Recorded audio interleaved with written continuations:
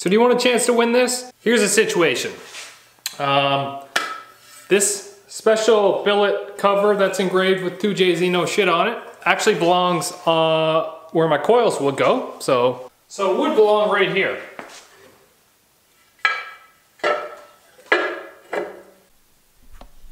Now yes, I do agree that would look really sexy. However, in order for me to go smart coils, I'm gonna have to get rid of this cover so I can get the coil cover that you can mount the smart coils to. What I've been thinking is that instead of selling this thing, I've got a bunch of offers for like $300, $350 to actually buy this thing outright already.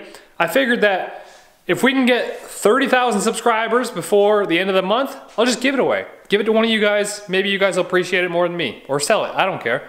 If we don't hit 30,000 by the end of the month, I'll probably figure something out anyways. So if you're watching this right now and you want to win this cover, then make sure to smash that subscribe button. And might as well join the boosted lifestyle now. We taking over. That's it. We're gonna start this episode. This is where we left off last time. Now we can start putting things back in that we know that are gonna have to go back in, like this candle lambda sensor. So this is our candle lambda sensor, and what it does is it actually plugs into our wideband. So a lot of you guys would refer to this as a wideband, but it also reads lambda, which can read air fuel ratios for a wide range of fuels and still read the same numbers essentially. And then it just uses the CAN bus on the ECU instead of like a 5-volt reference type dealio. Kind of probably butchered that, but that's what it is. Hey, we also found the starter. Remember when I couldn't find this last episode? I found it. Well, we might as well put that in too. Oh, you can't even see it on the camera, but it belongs way down here in the abyss. But there's so much room down here now that I could probably do it from up here, which is super sweet. Don't scratch anything, don't scratch anything, don't scratch anything, don't scratch anything. I have nowhere to lay my tools anymore because I don't want to scratch anything. I'm mainly getting this shot just so you can look at the intake manifold a little bit. We can also take off these stupid ugly ass hooks too while we're in here.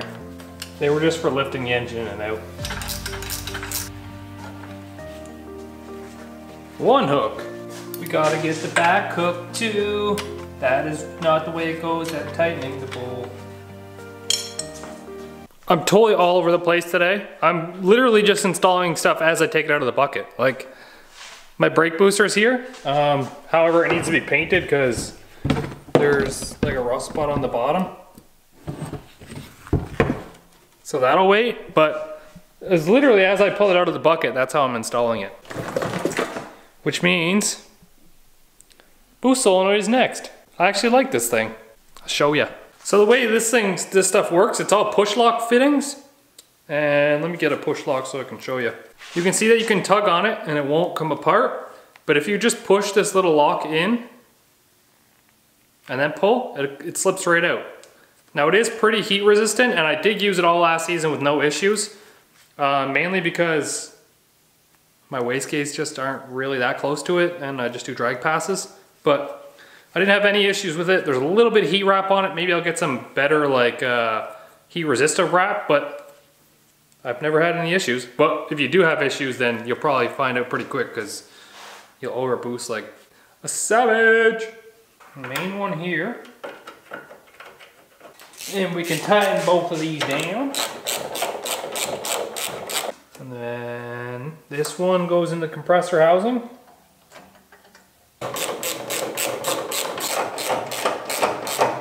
Now I'm actually gonna have to look it up again because I don't remember if the top port goes to the top port of the wastegates or bottom port goes to the bottom port of the wastegates. And to get them mixed up would be catastrophic failure, so.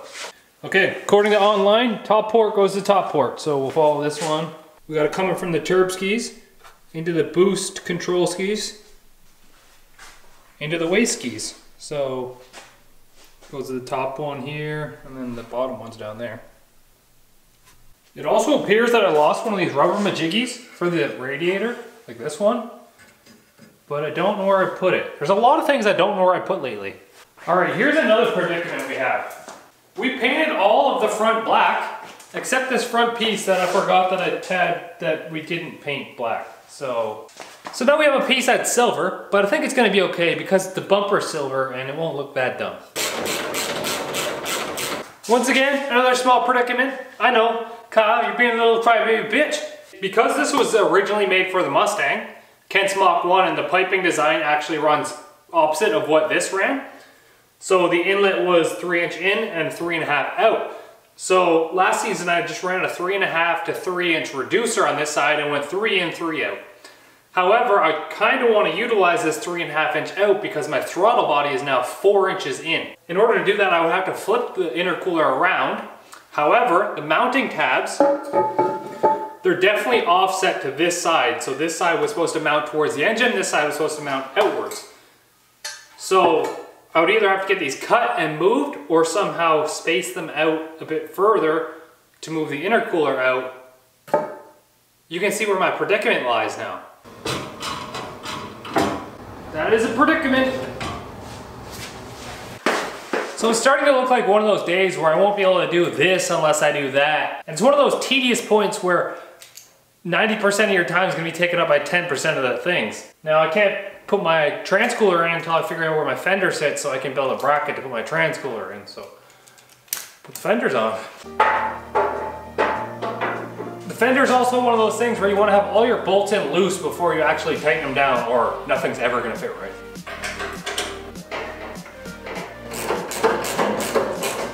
You know what? I don't think this silver on the black looks that bad. It looks pretty decent actually. With the fender on, it's also going to give you an idea what the car is going to look like with those wheels on there too. Again, I have to do this shot because it does look pretty good. 2 fenders, I'm way too tired right now. I've been awake since like 6 a.m. and I worked all day. And it's like 2 a.m. now, so I'm going to continue this tomorrow. Love you guys. Alright, I know. I hate videos that are just talking. However, this video is kind of all over the place and I don't really know what to do with it. So, starting next video, I believe I'm going to start wiring up the chassis part of the car. The engine harness is going to be built by Private Spec on Instagram, at Private Spec if you guys want to follow him. And then I'm going to build the chassis part of the harness myself. So, stuff like fans, fuel pumps, the ignition, the starter stuff, all that is going to be wired up by myself. I'm going to be using this Leash Sportsman board. It has 6 relays built into it. It also has like a trans brake and stuff built into it, but this is what I'm going to be using for the chassis part of the harness. As you can see, it kind of just simplifies things. You're going to put your inputs in here. This will be your switch inputs, and then it flicks these relays on, and then your actual power outputs come out here. Battery in. So it's kind of a neat little board. It just simplifies things, makes things easy. I'm going to combine this, so don't mind the mess of wiring attached to it, but this is my plug and play ECU. It's a Link ECU. I'm going to have to make a panel to mount this and this side by side somewhere in the footwell, just so I can clean things up. Yep. That's why I'm having someone build me a harness, because look at the rat's nest of everything. Not to mention, this big bag right here, that's the entire wiring loom that was in the car, and it was close to 30 pounds. So that's half the reason why we're getting rid of it. We have our brake system over here, and essentially I'm just waiting for the adapter brackets from Strange. They're on the way, and then we can install this part of the build too. You can see we're like Jesse from Fast and the Furious when he got on front brakes. So in this footwell is essentially where I want to mount the ECU and that relay board.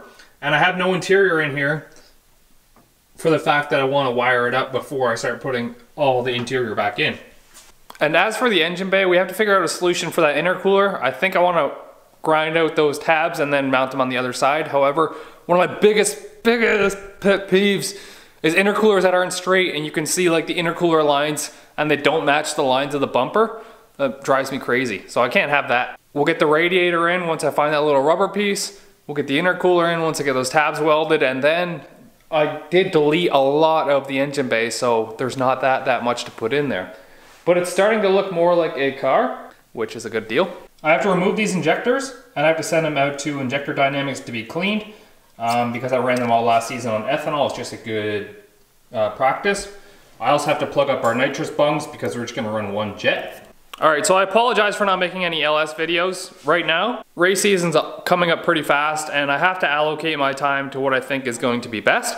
And right now I think that if we can get the Supra running, we can get it to some of the earlier spring rentals, maybe even early summer. So with the LS, I've constantly been looking for good deals on cars and nothing that I really like has come up yet. So we're kind of holding off until the perfect deal and then we're gonna pick up the chassis for it. But it is always there if we ever need to use it. If we go and grenade this 2JZ block like second pass in the season and I don't have the resources to rebuild it, why not put an LS in it?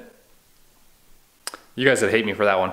So I know you guys hate the talking videos, I hate them too, but I just wanted to give you guys the most amount of time for this free giveaway.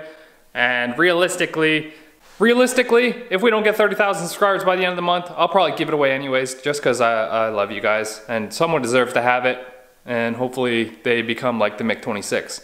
So I'm working 3 night shifts now. I won't see you guys for a couple days. You guys can follow me on Instagram at Supra_Williams or on Snapchat at woo16, and you can see updates of some random stuff. I'm pretty funny sometimes. So peace easy guys, I'll see you next video.